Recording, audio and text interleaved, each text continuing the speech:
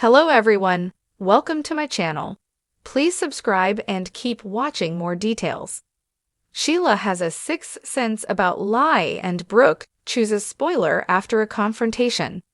Thursday, July 31, 2025.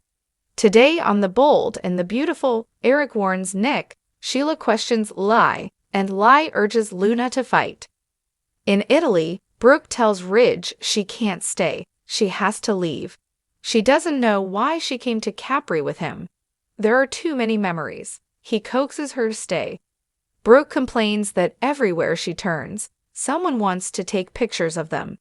She has to answer question after question about him and Taylor and their ridiculous engagement. Well, screw you. She's going to run off with Nick and forget she ever met him. Ridge tells Brooke it's going to be Oak. She says it's not. This was a mistake. Ridge says everyone is thrilled to see her. Brooke says Ridge isn't. Nick, meanwhile, wants to sweep her off her feet. It feels good to be wanted like she's the only woman in the world. He looks at her with desire and passion, the way Ridge used to look at her. At the party, Eric tells Nick this is a private event.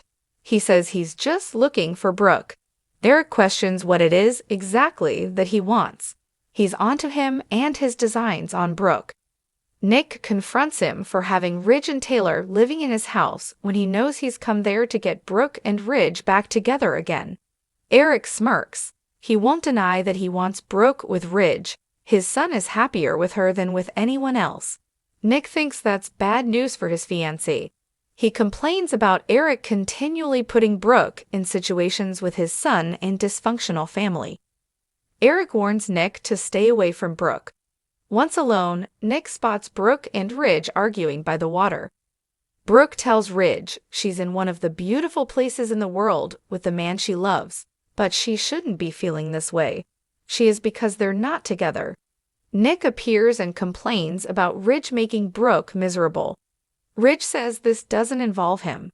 Nick argues that it does. He's stepping in. Ridge tells him he can go. Nick asks what Brooke wants. This is her chance to jump off the merry-go-round with his man once and for all. Holding out his hand, he says, "Come with me." Brooke takes Nick's hand and walks away with him. Ridge watches them go. At Forrester, in the design office, Electra and Will wish they could have gone to Italy. They look at the photos everyone's posting, and Will tells his girlfriend she should be there representing the company. She'd be the hottest model ever. She reminds him she designs jewelry. They kiss and go over how they'll never have to worry about Luna ever again. Sitting, Will and Electra go over how unhinged and dangerous Luna was. He shouldn't have been surprised she was capable of pulling a gun on him. They recap that he could have ended up shot too. Will says he's Oak, and he never would have let Luna hurt her. Electra repeats that Luna is gone forever. They agree she brought this all upon herself. It's hard to believe she was related to someone like Finn. Will says the important thing is that everyone's safe and she's gone. They're allowed to feel good about that. Sitting, Will and Electra go over how unhinged and dangerous Luna was. He shouldn't have been surprised she was capable of pulling a gun on him. They recap that he could have ended up shot too. Will says he's Oak, and he never would have let Luna hurt her. Electra repeats that Luna is gone forever. They agree she brought this all upon herself. It's hard to believe she was related to someone like Finn. Will says the important thing is that everyone's safe and she's gone. They're allowed to feel good about that. Will and Electra go over how unhinged and dangerous Luna was. He shouldn't have been surprised she was capable of pulling a gun on him. They recap that he could have ended up shot too. Will says he's Oak, and he never would have let Luna hurt her. Electra repeats that Luna is gone forever. They agree she brought this all upon herself. It's hard to believe she was related to someone like Finn. Will says the important thing is that everyone's safe and she's gone. They're allowed to feel good about that. Deacon wonders if she resents it like she does with Sheila and Finn. Sheila says no.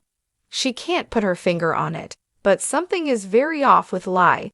Deacon points out it's a weird situation for everyone given Luna was a violent criminal. Maybe a part of her is relieved. Sheila's not at all and wonders why Lai is keeping her in the dark when she just wants to say goodbye to her. They had a connection and she cared about her. She feels like she knows what drove Luna to do these things. Deacon warns that's not something you bond over. Sheila insists she had a good side too. She saw it and it reminded her of her son. Luna was smart, ambitious, and funny. She flashes to hugging Luna and the two of them sharing laughs. Sheila laments that she's gone, and nothing anyone can do will change that. At Lai's place, Luna lies unconscious, hooked up to tubes and monitors.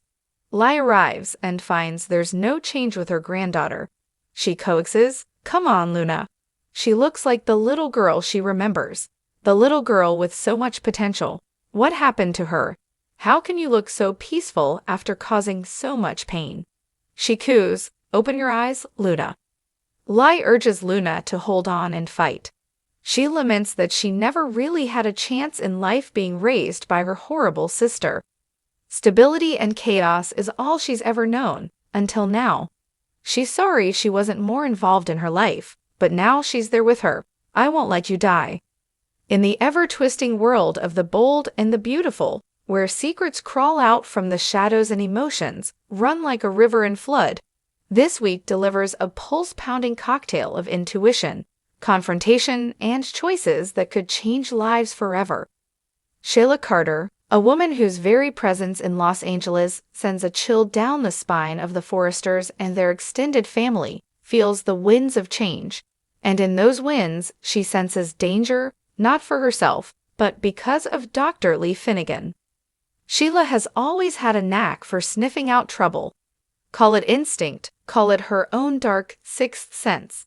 But the woman who has survived prison escapes, faked deaths, and family betrayals is nothing if not a human radar for secrets. This week, that radar starts buzzing the moment she catches sight of Lai across the hospital corridor. It begins with something simple, a glance. Lai, as always, maintains her stoic calm, her polished professional demeanor radiating "I'm in control." But Sheila notices a twitch in Lai's jaw, a quick flicker of the eyes toward the emergency room doors. It's a blink and you'll miss it signal, but Sheila doesn't miss anything. Not when her son Finn's life and future could be tangled in whatever Lai is hiding. She's protecting something, Sheila mutters to herself as she lingers outside the hospital, her hands curling into fists. The same way a mother senses when her child is in trouble, Sheila senses that Lai is hiding a truth that could rip open the family's fragile peace. The more she watches, the more the signs align. The hurried phone calls, the nervous glances, the way Lai changes the subject whenever Finn's future comes up. Sheila's sixth sense goes into overdrive, and if history has taught anyone anything, it's that Sheila Carter will not rest until she digs up the secret and uses it to her advantage. Meanwhile, across town, the romantic storm brewing in the Forrester universe finally bursts into the open. Brooke Logan, ever the center of the love triangle that never seems to end, faces a confrontation that leaves her reeling. The setting is almost poetic. The Forrester mansion living room, the scene of so many past declarations of love, betrayals, and reconciliations. Ridge Forrester stands before her, his eyes heavy with both passion and exhaustion, while Taylor Hayes, graceful but determined, waits silently nearby. "Brooke," Ridge begins, his voice carrying that gravelly weight of decades of love and disappointment. "I can't keep living in limbo. I need to know where your heart truly is, not tomorrow, not next week, right now."